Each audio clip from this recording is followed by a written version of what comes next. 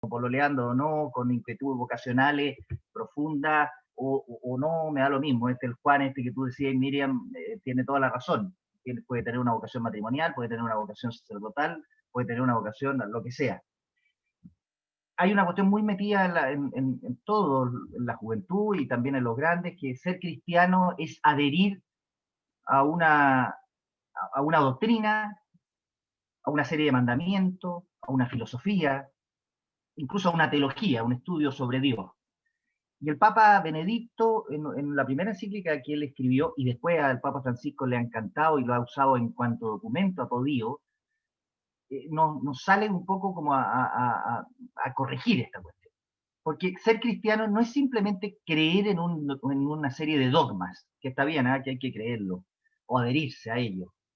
Ser cristiano no es simplemente saberse el catecismo de memoria, que ninguno de ustedes, ni yo tampoco, nos lo sabemos, por si acaso. Ser cristiano es el encuentro de cada uno de nosotros con la persona de Jesús, de Cristo. El Papa Benedicto lo dice mucho más bonito que yo. Dice, se comienza a ser cristiano no por una decisión de la voluntad o del entendimiento, sino del encuentro. Esto a mí me parece que es esencial, porque también está metido, bien metido en distinta gente, y jóvenes, menos jóvenes, en el norte y en el sur, y ahora para hablar de Santiago hablo del norte, pues están en el norte, ¿no? Bueno, el norte o en el sur, da lo mismo, que nosotros somos simplemente caminantes, y vamos caminando, que es verdad, somos viatores, dice la teología, pero, ojo, debemos encontrarnos, porque si no esta cuestión de caminar solo no funciona, tenemos que encontrarnos con Jesús, y ahí Jesús nos pide, nos abraza, nos consuela, nos exige, por si acaso, porque Jesús exige. Ya, ¿por qué digo esto? Porque a mí me parece que para hablar de oración nosotros tenemos que tener claro que uno de los puntos de encuentro con el Señor es la oración, pero uno de ellos. Nosotros nos podemos encontrar, bueno, ustedes jóvenes y nosotros los más viejitos también, las canas estas ya no son no me las teñí, señor, esto sale sola ya. Nos podemos encontrar con Jesús en todas las actividades nobles que tiene la vida humana. No solamente en la oración, no solamente en la misa, no solamente en este retiro maravilloso que tienen ustedes, no, en todo. Es decir, en el deporte, en el descanso, en un aperitivo rico, yo no tengo idea, en un pre, en un carrete, yo ahí yo no voy a decir el número de piscola que se tienen que tomar ustedes, pero también se pueden encontrar uno en esta cuestión, obvio, obvio. Todas las actividades nobles. Bueno, ya, primera idea que yo quería dejar como muy claro, el encuentro con Jesús en cada una de las actividades nobles que nosotros podamos tener. Segunda idea, a mí me parece que los jóvenes, y aquí voy a citar al Papa Francisco, están llamados, y ya aquí se los tiro a ustedes, están llamados a una revolución verdadera, ¿ya? Eh, Esto es para hincharle el ego a usted o inflarle el ego a usted. Yo tengo la señora de un amigo mío que estudió en la Católica, yo no estudié en la Católica, ni el pregrado ni el posgrado, así que conozco San Joaquín cuando iba a ver a mi amigo de ingeniería comercial y como con un poquito de envidia, estos gallos, la mierda. Entonces dice ella que en Chile hay una universidad, que es la Católica. Las demás no son universidades. Así que yo lo comparto en parte, porque si no, no tendría título profesional yo, si no, bien. Entonces, esto yo sí se los tiro a ustedes, jóvenes de la Universidad Católica, gallos galla y gallo, cuando digo, que se han levantado temprano para ustedes, un día sábado a tener un retiro además online, si esta cuestión es de loco, porque ya. Dice el Papa Francisco, no puede haber una siembra fructuosa de vocaciones, y aquí vuelvo a insistir lo que decía Miriam al principio, vocaciones no es simplemente una vocación sacerdotal, no puede haber una siembra fructuosa de vocaciones si permanecemos simplemente cerrados en el cómodo criterio pastoral de siempre se ha hecho así, sin ser audaces y creativos en esta tarea de repensar los objetivos, las estructuras, el estilo y los métodos evangelizadores de las propias comunidades. Hemos de aprender a salir de nuestras rigideces que nos hacen incapaces de comunicar la alegría del Evangelio, de las fórmulas estandarizadas que a menudo resultan anacrónicas, de los análisis preconcebidos que encasillan la vida de las personas en fríos esquemas. Salir de todo eso. Son fuertes, a mí me parece que son palabras fuertes. Una parte de lo que leí es del Evangelii Gaudium, número 33, el primer documento de pastoral que escribió el Papa, y la otra en una jornada de apostolado con jóvenes en Roma, el representante hace 5 años atrás, creo que era, no puse la fecha. Pero son palabras fuertes que a mí me parece que a ustedes, a todos, pero a ustedes los jóvenes los remece a repensar y fomentar una, perdón que lo diga así, revolución verdadera que tiene que haber. Y ustedes lo tienen que pensar primero en uno mismo, después en la familia, después en el grupo amigo, en la escuela, en la pastoral, etcétera, etcétera, etcétera. Ya, dicho esto, que yo quería decirlo como introducción, porque ustedes pueden empezar, a este cura lo llamamos para que nos hablara, Nico debe estar ahí, este cura lo llamé para que hablara de la oración y la vida cristiana y está hablando de otras cuestiones que no tienen nada que ver. Ahora voy a la oración. Dicho esto, solamente si uno entiende que en el encuentro con Jesús uno cambia su vida y solo en el encuentro con Jesús puede repensar la estructura y la vida personal con uno, entiende que la oración es verdaderamente un encuentro con el Señor. Entonces, yo quería citar, me voy a meter un poco en el Evangelio sin citarlos exactamente, bueno, aquí voy a dar la cita nomás para no leerla. ¿Cómo contemplamos en el Evangelio que Jesús, nuestro amigo, nuestro Señor, se retiraba de madrugada a un lugar solitario para orar, para rezar? Es Marco, en el capítulo primero de su Evangelio, versículo 35, que lo dice. A mí me sorprende, porque que Marco, que el Evangelio más cortito, que el más sucinto, que dice cosas súper importantes y además se mete en la humanidad santísima del Señor, lo primero que diga es que Jesús de Nazaret se va solo a rezar, tiene su enseñanza. Nos muestran otros pasajes del Evangelio que Jesús hacía sus oraciones en la soledad, buscaba el silencio, buscaba apartarse del ruido, apartarse incluso de los apóstoles, que es como para rezar con su Padre Dios. Jesús reza, ora, ese es el verbo que ocupa el Evangelio, ora antes de elegir a los 12 apóstoles, antes de comenzar su vida pública, 40 días y 40 noches, en oración y ayuna, en oración. Ora en los momentos más sublimes de su vida, por ejemplo, cuando les explota el corazón, perdón que lo diga así, porque yo así me lo imagino, de gratitud, y dice: yo te alabo, Padre, Señor del cielo y de la tierra, porque has revelado estas cosas a los pequeños y lo has ocultado a los sabios y prudentes. Te alabo. Y dice el Evangelio que Jesús, lleno el corazón de alegría, exclama. Eso es oración, ¿eh? Está haciendo oración Jesús. Antes de resucitar a su amigo Lázaro, ¿cómo le dice a su padre? Padre, yo sé que siempre me escuchas. Padre, papá. En la multiplicación de los panes y de los peces, dice los evangelistas, tanto Juan en el capítulo 6 como Mateo en el capítulo 14, que dice, pronunció una bendición, una oración. Está rezando Jesús antes de hacer el milagro. Al instituir la Eucaristía, pronunció la oración. Una oración que debe haber conocido, quizá recitó un salmo antes de decir el tomen y coman, rezó. Y a mí me parece que es como así tremendo, como sí, radical la oración que tiene Jesús en el huerto de los olivos, con su papá, con su Padre Dios, y después en la cruz, las 7 palabras, que eso daría para otro retiro enterito, compadre, para meditar cada una de las 7 palabras del Señor en el Evangelio. Pero bueno, que a mí me parece que, claro, muriendo el Señor sigue hablando con su Padre. Padre, perdónalo porque no sabes lo que hace. Está rezando Jesús. Padre, en tus manos encomiendo mi espíritu. Está rezando Jesús. En fin. Ya, yo puse esto porque Jesús reza. Y de alguna manera misteriosa, y yo sé que esto entramos en el misterio y no es fácil entender, ustedes me pueden decir, ya, padre, esta cuestión la está adaptando para que le salga bien esta cuestión de charla, o clase, o no sé cómo se llama. Sí, pero de una manera misteriosa, en esa oración de Jesús, estábamos presentes todos nosotros. Cuando digo todos nosotros, no los que estamos aquí en el retiro, sino que toda la humanidad. Y por eso yo pensaba, bueno, ustedes podrían decir, bueno, pero ¿por qué hacer oración? Porque necesitamos dejar entrar a Jesús en nuestra vida. Jesús solamente nos pide un mínimo de apertura, de disponibilidad, de acogida a su gracia, a su conversación.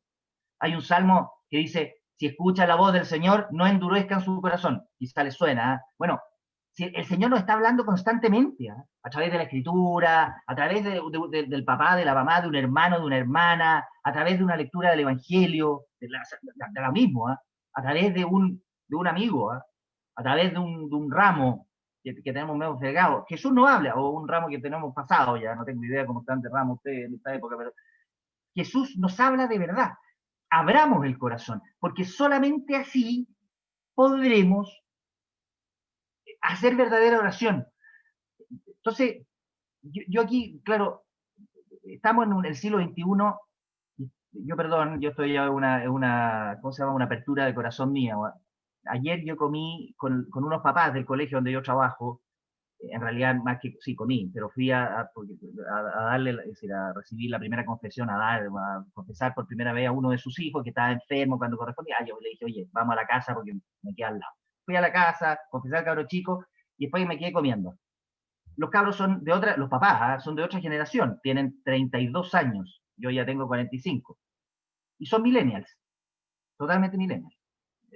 O yo no sé si está bien dicho, ustedes me tendrán que corregir después, pero compadre, el teléfono no lo soltaron en toda la comida, estaban pendientes no sé qué, es otra estructura de cabeza que yo no soy capaz de entender, y menos para ustedes, es decir, un cura de 45 años, yo no me estoy fregando a Fernando Valdivieso con esto, por si acaso, que tiene mi misma edad, pero no, si no los cacha, no puede entender cómo funciona el cerebro usted, el Pato Burich y Benjamín Osandó tampoco, si esa cuestión, si son ya viejos, eso está más cerca mío que ustedes, por si acaso, bueno, pero yo lo único que les digo, que en el siglo XXI estamos tan llenos de ruido, de pantallas, ya no solamente ruido exterior, fíjense que todos ustedes podrán decir, ay, qué bonito este cura que vive en el sur, tranquilito.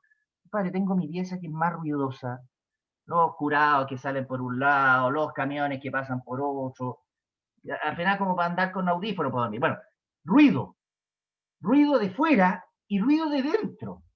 Y lo que el Señor quiere para que nosotros podamos hacer oración y cambiar nuestra vida, porque la oración cambia nuestra vida, es silencio.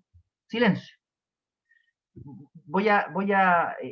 Claro, voy a ir entrando en lo que es el silencio, en lo que debiera ser nuestra oración, etcétera. Pero a mí me parece que es bien decidor. En El Jesuita, yo no sé si ustedes lo leyeron, El Jesuita es un libro que escribió un periodista argentino, unos periodistas argentinos, cuando Bergoglio era en ese momento arzobispo de Buenos Aires, hoy Papa Francisco. Y le preguntan, ¿cómo debe ser para usted la experiencia de orar? Y responde el Papa, en ese momento arzobispo, pero es el Papa el que está respondiendo. A mi juicio debe ser de cierta manera una experiencia de claudicación, de entrega, donde todo nuestro ser entre en la presencia de Dios. Es allí donde se producirá el diálogo, la escucha, la transformación. Mirar a Dios, pero sobre todo sentirse mirado por Él. En ocasiones la experiencia religiosa en la oración se produce en mi caso, dice el Papa, cuando rezo vocalmente el rosario o los salmos, o cuando celebro con mucho gozo la Eucaristía. Pero cuando más vivo la experiencia religiosa es el momento en que me pongo a tiempo indefinido delante del sagrario. A veces me duermo sentado dejándome mirar. Perdón, paréntesis, cuando yo leía esto hace tiempo, me acordaba de la Teresa Lisieux, en el documento que me mandó Nicolás, se citaba, ustedes lo habrán leído, a la Teresa Lisieux. No, la Teresa Lisieux en la Historia del Alma, en su cuaderno autobiográfico, dice, hoy me quedé dormida en la oración. Cáchense, y estoy segura que este sueño ha sido el gozo de mi Jesús. Por eso la Teresa de Lisieux es doctora de la iglesia, por si acaso, no solamente por el sueño, porque ella se dormía en la oración, porque es niña delante de Jesús. Y a mí por si acaso, si alguna vez están en la capilla, esa que tienen, capilla, iglesia, no sé cómo le llaman ahí en San Joaquín, que me parece tan, bueno, no la voy a pelar porque si no me van a rotar a mí. Claro, si están sentados y se quedan dormidos, acuérdense de la Teresa de Lisieux, se quedó dormida. Y el Papa también. A veces me duermo sentado dejándome mirar. Siento como, sigue el Papa, como si estuviera en manos de otro, como si Dios me estuviera tomando de la mano. Creo que hay que llegar a esa alteridad del Señor, que es Señor de todo, pero que respeta siempre nuestra libertad. Bueno, entonces, jóvenes, yo sigo, dije, el silencio que es importante, sí. El dejarse mirar por Jesús. Y aquí yo cito a algunos santos, fíjense que al cura de Ars, patrono de los sacerdotes, supongo lo conocen, le preguntaron, porque claro, les sorprendía a la gente que miraba tanto al sagrario y cómo rezaba, y le preguntaron, padre, ¿qué le dice a Jesús en el sagrario? Y el cura de Ars, que era una sencillez maravillosa, le dice, no le digo nada, yo lo miro y él me mira. Mirar a Jesús y sentirse mirado. Miradas de Jesús. Yo aquí anotaba, perdón, son cosas que salen en el Evangelio. Fíjense, la mirada de Jesús, que solamente la recoge creo que Marcos, cuando esa viuda, que es pobre, mientras todos los viejos echaban grandes monedas y sonaba el gasofilacio en el templo de Jerusalén, la viuda pobre echa 2 moneditas que ni siquiera suenan. Y Jesús se da cuenta y exclama, esta mujer ha dado todo de sí. Y yo siempre me imagino, perdón, la mirada de Jesús a esa mujer como con los ojos brillantes de emoción, de alegría, de gozo. Bueno, mirada de Jesús de alegría, de ternura. Dejen que los niños vengan a mí. De perdón. Mujer, nadie te ha condenado, nadie, Señor. Yo tampoco. Yo tampoco. De compasión. Cuando la viuda de Naín, ¿se acuerda? ¿No? Va con su hijo único en el féretro, muerta de pena, y Jesús, compadecido, resucita al hijo. Son miradas, ¿eh? De reconvención, de enojo. No, porque Jesús también se enoja, coño. Esto no, puro miel sobre hojuelas, aquí Jesús también es exigente. Apártate de mí, Satanás. Al Papa, a Pedro, yo eso siempre me ha sorprendido. Si cachan la mirada que debe haber tenido Jesús a Pedro, apártate de mí, Satanás. No le haber dicho con una sonrisa a Jesús esa cuestión, porque piensa las cosas como los hombres, no como Dios. Miradas de amor a su madre. Madre, mujer, todavía no me ha llegado mi hora. En el milagro de las bodas de Caná. Al joven rico, es San Marco el que lo dice así, ¿eh? Jesús mirándolo lo amó. Yo a mí me derrite esa cuestión, mirándolo lo amó, y después le dijo, si quieres ser perfecto, anda, vende todo lo que tiene, dalo a los pobres, luego ven y sígueme. Pero lo amó con la mirada, Jesús. La mirada de Jesús en el Vía Crucis, cuando se encuentra con su mamá en la 4ª estación, cuando se encuentra con Simón de Sirene en la 5ª estación, cuando se encuentra con las mujeres, cuando se encuentra con la Verónica, cuando yo vean la mirada, porque esta cuestión hay que imaginársela, sale en el Evangelio, pero uno dice, bueno, cuando los soldados brutales lo despojan de las vestiduras que deben haber estado pegadas por la sangre del cuerpo, ¿con qué mirada deben haber mirado esos hombres? ¿Con qué mirada de la cruz le dice a Juan, ahí tienes a tu madre? Bueno, perdón, me volé un poco con la oración, pero es que es oración, mirar a Jesús al sagrario y saberse mirado. Y entonces, perdón, en esas miradas son esas las miradas del Señor con nosotros, de compasión, de comprensión, de ternura, de amor, de reconvención, cuando de repente nos podemos meter la pata y nos podrá decir, o cuando simplemente pensamos las cosas como los hombres, nos podría decir Jesús, oye, apártate de mí, Satanás, que estáis pensando puras cuestiones humanas y no como Dios. También, si se lo dijo a Pedro, ¿por qué a nosotros no? ¿Ya? Bueno, entonces la oración es mirar, vuelvo a lo del cura de Ars, aquí me pegué la volantera. Yo no le digo nada, lo miro y él me mira. La Teresa de Ávila, no de Lisieux, fundadora del Carmelo, reformadora del Carmelo, dice que ella no llama oración por mucho que meneemos los labios, sino que la oración es, ella habla de la meditación del corazón, que también da una luz. Hablar, perdón, orar es hablar con Dios. ¿De qué? De Él, de ti, éxito, fracaso, preocupaciones, pololeo, fracaso amoroso, equipos de fútbol, perdón, yo voy a decir una cuestión personal, yo les dije a la Miriam que a mí me gusta O'Higgins de Rancagua. Bueno, yo cada domingo, ahora jugamos 2 veces a la semana, es tema de mi oración O'Higgins de Rancagua, y le digo, esta cuestión no puede ser, porque Jesús, estamos más para los pocheros que para... Yo no puedo, pues. Y es, perdón, ustedes se pueden reír, se ríen todas, pero es oración porque es el tema de mi vida. Y el pololeo, perdón, si no tengo idea si están pololeando o no, si, obviamente tiene que ser materia de la oración, porque conversamos con él como conversamos con un amigo. Es súper decidor, perdón, me voy al Antiguo Testamento, yo no sé si se acuerdan, en el Éxodo, cuando Moisés, en la tienda de la oración, del encuentro, así le llaman, debe ser una carpa bien fulera la cuestión hecha ahí, pero ahí conversaba Jesús con Dios, con Moisés. Y dice el Éxodo, el autor sagrado, que Dios conversaba con Moisés como se conversa con un amigo. Bueno, jóvenes, queridos jóvenes, la oración no es otra cosa que conversar con Jesús como se conversa con un amigo. Y uno se ríe con un amigo y llora con un amigo y le abre el corazón a un amigo. Claro, ese amigo es Dios, pero así tal cual, tal cual. Bueno, para que no me puedo alargar mucho porque tiene que haber preguntas, parece, pero yo quiero decirle, vale la pena rezar, tener oración en nuestra vida, obviamente. Hacer de nuestra vida una oración completa, por supuesto. ¿Cómo lograrla? Yo ponía aquí, o más que ponía, pensaba, un primer gran medio, el silencio. Yo no sé si ustedes ubican un cardenal de la Iglesia Católica, prefecto para la Congregación del Culto Divino y Sacramento, se llama Robert Sará, uno negrito, que no, uno tiene que ser delicado, aquí negrito de color, lo que pasa es que nosotros también somos de color, pues no somos blanco y negro, pero de color negro, de Guinea, que tiene un libro maravilloso, que se llama La Fuerza del Silencio. También está editado en castellano, este viejito habla en francés.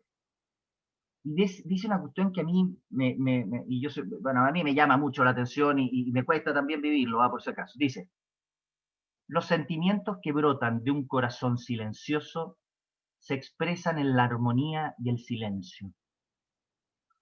Las cosas importantes de la existencia humana se viven en el silencio bajo la mirada de Dios. El silencio es la mayor libertad del hombre.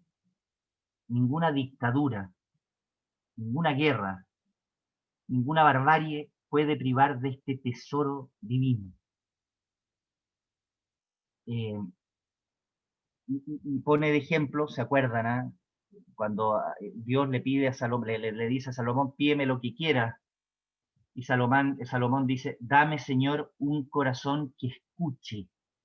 Sabiduría, por si acaso, ¿se acuerdan que ahí Dios le dice, chuta máquina, porque me pediste esto, yo te doy todo? Después Salomón terminó más o menos nomás, ¿se acuerdan que dice el libro que terminó como con 100 mujeres? Ese le pegaba la cuestión, pero en fin.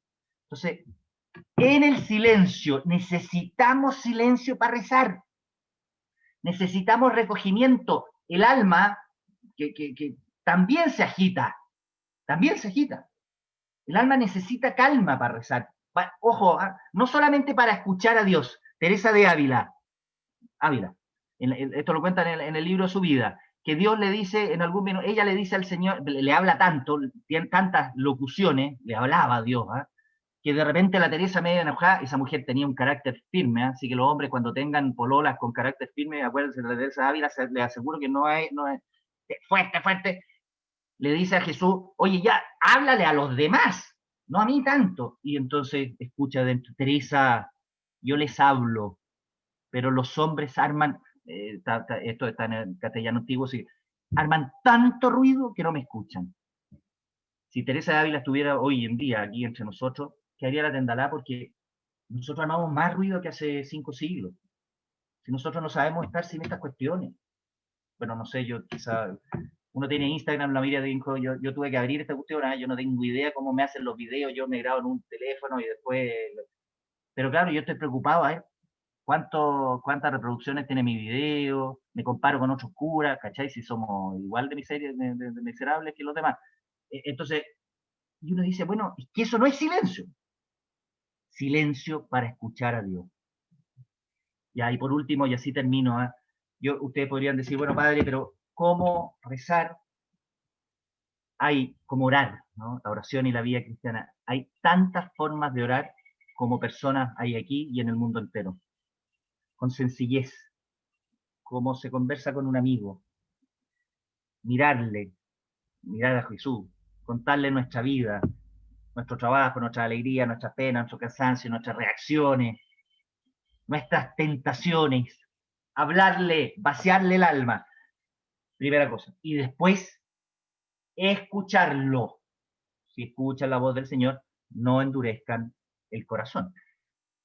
Y solamente así, con el corazón abierto, en la oración, en momentos de oración diarios, perdón, y así voy a terminar, en momentos de oración diarios, nosotros podremos cambiar nuestra vida, porque ahí también escucharemos la voz del Señor respecto a la voluntad de Él con nosotros, con cada uno de nosotros. Y quizá yo me adelanto una pregunta. Hay gente que dice, padre, yo no tengo oraciones, momentos de oración concreta durante el día, pero ¿sabe? Quizá aquí me estoy echando a alguno de ustedes, pero bueno, tengo que decirlo, pero ¿sabe? Yo paso rezando todo el día. Y la Teresa de Ávila, que es doctora de la iglesia por esto, por la oración, dice que eso no es posible. Que para llegar a la contemplación, que es estar hablando todo el día con Jesús, necesitamos pasar necesariamente por la meditación, momentos de oración concreto cada día. Pero ahora no sé si es muy fácil o muy difícil, yo no tengo idea cómo están ustedes allá en el norte de cuarentena, pero aquí esta cuestión está media cerrada todavía, pues yo en la iglesia, pero en el sagrario, en la capilla de la parroquia, en la parroquia, díganle al cura que le abra, pero es mucho más fácil, o en cualquier lugar, porque entonces, pero es mucho más fácil en el sagrario, bueno, en la pieza, sentado en la presencia de Dios, con los celulares apagados, con lo que decía la Miriam, que celulares, tablets y todas estas cuestiones apagadas, para escuchar al Señor y para hablarle. Eso nos cambia la vida.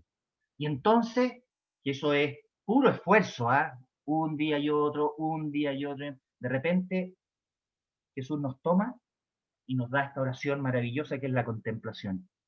Ya termino, sí, hay un punto de camino, que es un libro de un santo, San José María, que dice, santo sin oración, no conozco esta santidad, o no creo en esta santidad, una cosa así. Yo tampoco, sí, sí creo en santos jóvenes, en ustedes. Yo en otro retiro, que no me acuerdo con quién, de quién es, algo de los coros, creo, una cuestión así, que hice hace como 3 semanas, les decía, hoy en día la iglesia, el mundo necesita santos jóvenes, de copete, de piscola, de carrete, de toda esta cuestión, y se puede, ya, pero santos con oración, que comienzan su día, cimentan su día en la oración personal con Jesús. Y eso cambia nuestra vida y empapa toda la vida cristiana. Ya yo le dije a Nicolás que esta cuestión iba a durar media hora nomás, porque si no después se aburren y salen pelando. Y que si haga alguna pregunta, pregúntenos.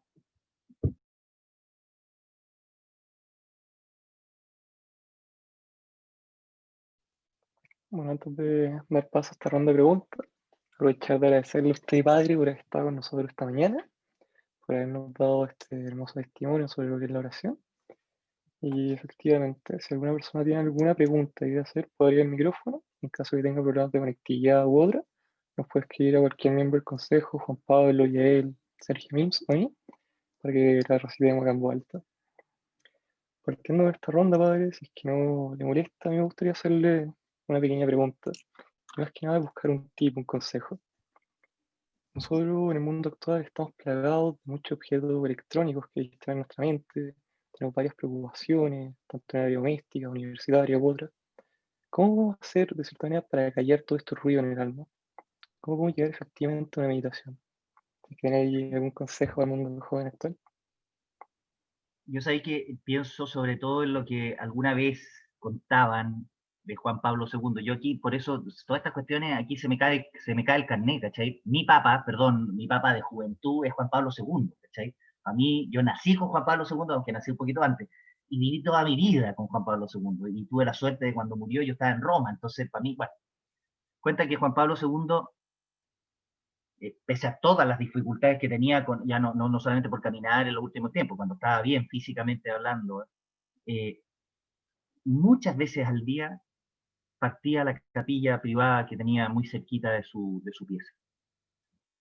Y en la capilla hablaba con Jesús de todos los problemas. Entonces, unas monjas que tenía ahí, que eran polacas también, le pasaban todas las intenciones que le llegaban por carta. Al Papa le llegaban, no tengo idea, yo creo que una vez sacó yo toda esta fuente es Joaquín Navarro Valls, que también murió, que fue su portavoz, que yo lo conocí, gracias a Dios, bastante. Nos contaba que le llegaban por 1.200 cartas diarias, con, no sé, por la viejita de aquí de Yanquihue, mire, Santo Padre, que papita, rece por mi hija, no puedo decir, María, por ella. Y entonces las monjas lo que hacían era poner en unos papelitos chiquititos, rezar María de Yanquihue. Y entonces el Papa muchas veces, imagínate la cantidad de preocupaciones que tenía, se metía a su capilla, pescaba estos papelitos, María de Yanquihue, y los ponían al lado, y iba rezando. A mí me parece que la única manera, porque a ver, yo no quiero demonizar ni los tablets, ni los celulares, ni los computadores, porque yo creo que son necesarísimos, ¿eh? Y, y así se evangeliza. Hoy en día hemos evangelizado todos nosotros a través de estas cuestiones, ¿eh? Y la música, perdón, nos lleva a Jesús. La música, no sé, no tengan perdón, porque después de esta cuestión de la oración y yo he hablado del silencio, quizás ustedes podrían decir, ya, entonces ahora me voy a subir al auto o al metro y voy a ponerme unos paisés para, no, escuchen música y si les gusta decir lo que quieran.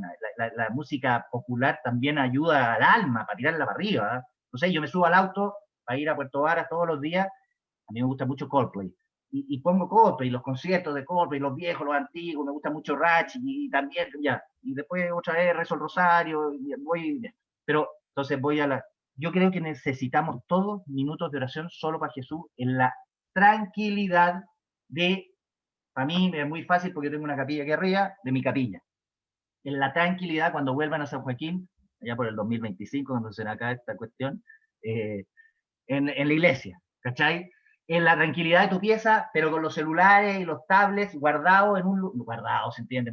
Y tú en otro lado, compadre, que no haya tentación, porque si no, ¿sabéis lo que nos pasa? Es que nos llega un WhatsApp no sé, de Mercado Libre, que tu pedido está en espera y ya la embarramos, porque ya lo vimos y quitamos atención para el Señor. Tiempo para el Señor, solo para el Señor. Yo creo que eso va un día y otro, un día y otro, y un día y otro, va ayudando también a, como yo no digo, sí, pero a quitar el alma, por supuesto, y a dejar esas preocupaciones, ruidos, ramos, familia, etcétera, al lado, aunque sea un tema de tu oración, ¿no? Fue la respuesta larga, perdón.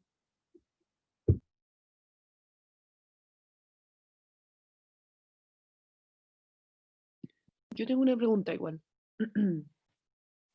Camila me llamo. Camila, dele nomás.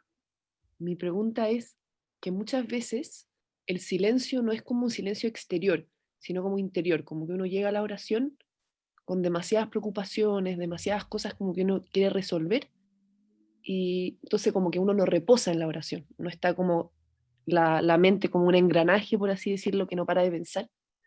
¿Cómo, cómo uno puede como tratar eso en la oración? Mira, este mismo cardenal que yo le citaba dice que el silencio no es simplemente la ausencia de palabras, sino sobre todo la actitud del que escucha, que es bien, no sé si a ustedes les ha pasado, ¿eh? Que cuando uno conversa con un amigo y es bueno para hablar, uno empieza a contar la cosa, ah, sí, y el gallo sigue con el cuento, y uno, bueno, a mí me parece que con Jesús a veces nos pasa lo mismo, estamos tratando ya el silencio, y uno sigue hablando, ¿no?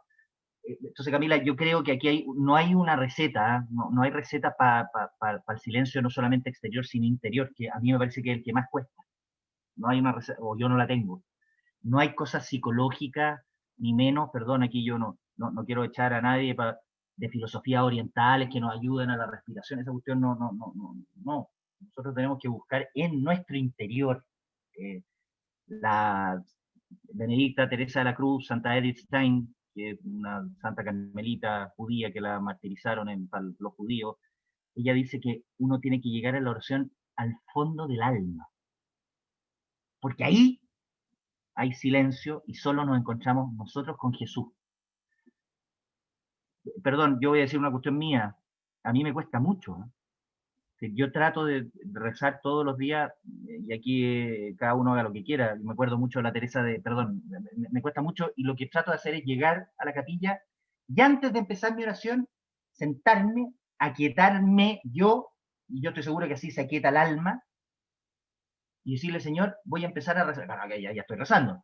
Voy a empezar a rezar contigo, pero por favor ayúdame a quitar todos estos pensamientos. Yo siempre digo que es como la betonera, ¿han cachado estos camiones? Bueno, la betonera aquí arriba, y sigue dando vueltas, sigue dando vueltas, y ya las cuestiones ya pasaron, y sigue dando vueltas, y sigue dando vueltas. Yo creo que la quietud física ayuda también para la quietud del alma. El silencio exterior ayuda para el silencio interior. Y también es un don, un regalo de Dios para pedírselo más. No sé si...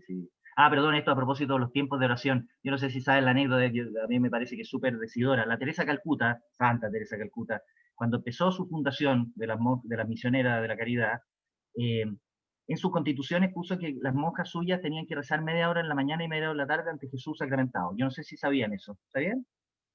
¿No? Ya. Entonces, lo puso en sus constituciones. Esto. Y al poco tiempo, cuando esta cuestión ya empezó a crecer, la segunda de a bordo, que es la que se quedó al mando de las misioneras de la caridad cuando la Teresa de Calcuta murió, se acercó y le dijo, madre, quiero decirle algo. Sí, dime. O dígame, hermana. ¿Sabe que no llegamos? No llegamos, la cantidad de leproseros y la cuestión, las hermanas no llegan. Entonces, yo creo que habría que repensar el tema de la oración, de las horas de oración en la mañana y en la tarde. Y la Teresa le dijo, sí, voy a conversarlo con Jesús y le aviso. Y a los pocos días cambió las constituciones. Claro, esta es la Teresa Calcuta, poco padre, porque solo es. Y le dijo, hermana, fue a ver a la segunda orden, dije, lo pensé, lo recé, y he decidido cambiar esto de la oración. Ah, qué bueno, madre, sí. 1 hora de oración en la mañana y 1 hora de oración en la tarde. Ante Jesús sacramentado. Yo no tengo ni idea qué habrá pensado la otra monja, yo la mando a la punta del cerro, estoy diciendo que no nos alcanza el tiempo, más tiempo. Bueno, yo lo digo porque la necesidad que tenemos todos, y estas monjas lo necesitaban, de tener estos tiempos así solo para Jesús. Bueno, no sé si te sirve, Camila, o no, pero... Sí, muchas gracias. Nada. El pedirlo, como que no lo había El pensado. pedirlo como un regalo, sí. Yo, perdón, y esto es para todo, ya no solamente para el silencio. Cuando a uno le dicen que uno tiene que ser, porque tú, paciente, tenés paciencia con la pandemia, compadre, si es imposible ser paciente con esta cuestión, están encerrados todo el día, pues ya, señor, entonces dame un poco de la paciencia que tenés tú conmigo, un don, un regalo, para yo tenerla con esta pandemia, con la gente que vivo, pues al final, yo a ustedes les habrá pasado, pero yo con la calle que vivo aquí, con un cura nomás, yo después de la pandemia yo te lo regalo, porque no, entonces ya, la paciencia tiene que regalármela a Dios, no es simplemente ejercitarlo yo.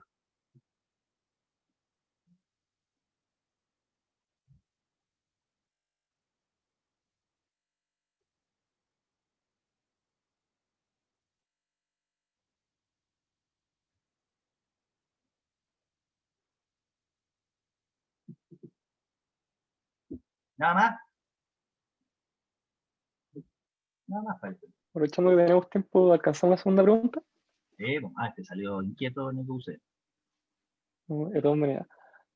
Al principio de charla se habló de los jóvenes que están llamados a revolucionar, de que nosotros tenemos que replantearnos toda esta acción pastoral mediante la oración. ¿Cuáles son los cambios más urgentes que estamos llamados nosotros como jóvenes a día de hoy a hacer en nuestra sociedad? Vinculándolo un poco con todo este modelo de vida cristiana, que también es uno de los tópicos del retiro. Bueno, esto lo dice el Papa, no lo digo yo por Nico, yo estoy parafraseando lo que dice el Papa nomás. Yo primero pienso que la verdadera, esto lo dijo alguna vez Benedicto XVI, que los verdaderos revolucionarios son los santos, los que cambian el mundo. Y yo estoy convencido de eso también. Fíjense que tuvimos la beatificación de Carlo Acutis hace 2 semanas, un cabro joven que murió a los 15 años, 15, ¿no es cierto? Bueno, ese gallo va a revolucionar, me parece a mí una juventud también que está más dormida, no lo digo por ustedes, quizás cabros más jóvenes todavía. Ya. Yo pienso que la primera gran revolución, el primer gran cambio, y ustedes lo tienen en la Católica, yo esto lo digo no para tirarle el ánimo encima, pero yo tengo amigos míos que son profesores en la Facultad de Economía, no tengo idea si ustedes son de Economía o no, pero que después de dar clase, yo estoy pensando sobre todo en uno, que es profesor de finanzas, se queda a misa 2 veces a la semana no sé, le dice la iglesia, la capilla, la cuestión es. No ahora, esto me lo comentó hace un par de años atrás, y me decía, compadre, eso a mí me hace, a él, me hace como confrontar mi fe, al ver tanta gente piadosa en misa un día martes y jueves. Bueno, yo creo que la primera gran revolución, Nicolás, es esta, es hacer que la gente, obvio todo esto es hacer, uno no puede obligarlo, es que la gente rece, que la gente sea alma de Eucaristía, que la misa no la vean simplemente, y esto se los digo, miren, yo me vine a trabajar para acá para el sur, y la misa diaria no existe, no existe no solamente en el colegio donde yo trabajo, en la parroquia, no existen los curas, si los curas no celebran misa todos los días. Entonces, perdón, sigo, la revolución primera es esa, me parece a mí, que hacer de las almas, de los amigos, amigos de Jesús, y eso por eso hablamos de la oración, supongo yo, ¿eh? A través de la oración, se logra a través de la oración diaria, del encuentro con Jesús en la palabra, la Sagrada Escritura, en la oración, en la Eucaristía, cuando vuelva, yo estoy diciendo. Y después revolucionar la cuestión, ahí también ustedes lo hacen, yo me pierdo un poco en misión, país, capilla, país, misión, no sé qué, misión polola, esa es la que tienen 8 también, pero bueno, o pololo también. Viejo, esas cuestiones tienen que ser verdaderamente un momento de encuentro con el Señor. Y eso, yo lo digo por eso con orgullo por ustedes, ¿eh? Lo han logrado. Bueno, pero que no se les transforme, como hay otras cuestiones, no voy a decir nombre para que no me peguen a mí después, que van a construir lo que sea y no rezan. O no hay misa los domingos, ni los domingos. Pues. Yo me acuerdo hace unos años, unos amigos míos fueron a Paraguay a construirme de agua. Y llegaron, les dije, le pregunté de buena manera, le dije, oye, ¿y el cura? No, si no había cura. Oye, ¿y la misa? No, si no hubo misa. 2 semanas, 2 domingos. Entonces, ahí hay algo malo. ¿Me entendió? ¿No? Entonces, que todo lo de la vida interior empape para abajo, o al revés, hacerlo. Perdón, Nicolás, yo esto lo conversaba hace unos años con Cristian Roncagliolo, que es el obispo auxiliar de Santiago y fue harto tiempo el capellán, no sé cómo se llama la cuestión, jefe de la Católica, ¿no es cierto? Y que todavía sigue moviendo los hilos, ese gallo es el que manda ahí, compadre, porque que Valdivieso está ahí por Roncagliolo. Bueno, entonces, Roncagliolo me decía, a propósito, conversábamos cuando yo estaba en el Cordillera, yo trabajé unos años en el Cordillera, y le dije, mira, en el Cordillera, perdón, es una experiencia, Juan Pablo se puede enojar con esto, pero, compadre, le han dado como caja a la doctrina años y años y años, y los jetones salen, no saben nada de doctrina y no van a misa tampoco, ¿sí? La hemos embarrado. Perdón, Juan Pablo, si es así, pues viejo, de tu amigo, bueno, en fin, este otro no. Pues. Entonces conversábamos diciendo que quizá teníamos que hacerlo al revés, es partir de la cosa práctica, de ver en los trabajos, en los comederos solidarios, ahora se puede hacer los comederos solidarios, no sé qué, un verdadero encuentro con Jesús. Y después a mí me parece que desde eso, que es una revolución, viejo, ¿eh? Se puede ir mucho más arriba hacia Dios, porque ya han visto, ya han vivido la fe, ¿se entiende, no? Porque empezar por la cabeza es muy bueno, darle doctrina y no sé qué, pero después vivirlo es muy difícil. En cambio, cuando una ya vive, esto uno lo ve en las comunidades parroquiales, ¿eh? Mucho más que quizás los jóvenes, gente que de verdad se deja el pellejo en un comedor solidario, en la atención de los adultos mayores, en las catequesis de primera comunión, de confirmación, del bautismo, y entonces vive eso y después tirarlo para arriba es mucho más fácil. Me parece a mí. ¿Entendí? No sé si está respondida la pregunta, no, pero es una cuestión que pienso yo así.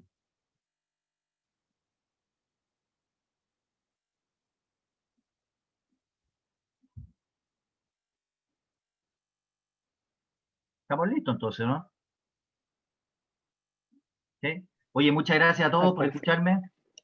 Recen por este cura, para que no llueva tanto en el sur. Ustedes saben que aquí está, yo supongo que ya debe hacer sol y calor. Aquí está lloviendo. Y a mí hay una cuestión que que es la lluvia. Me tira para abajo, compadre. Salí a trotar ahora para no, porque si no me voy a aparecer colgado. Muere sacerdote. Bueno, que Dios los bendiga, que tengan un buen retiro, ¿ah? Muchísimas gracias, padre. Que tenga buen Adiós. día. Gracias, igual a ustedes. Adiós.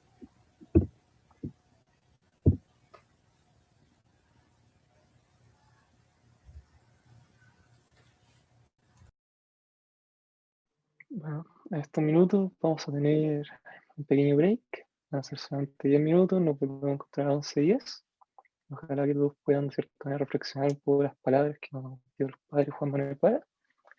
Aquellas personas que tal vez necesitan ir a tomar un vaso de agua, buscar un café, también este es el momento. Luego vamos a hacer una pequeña reflexión grupal.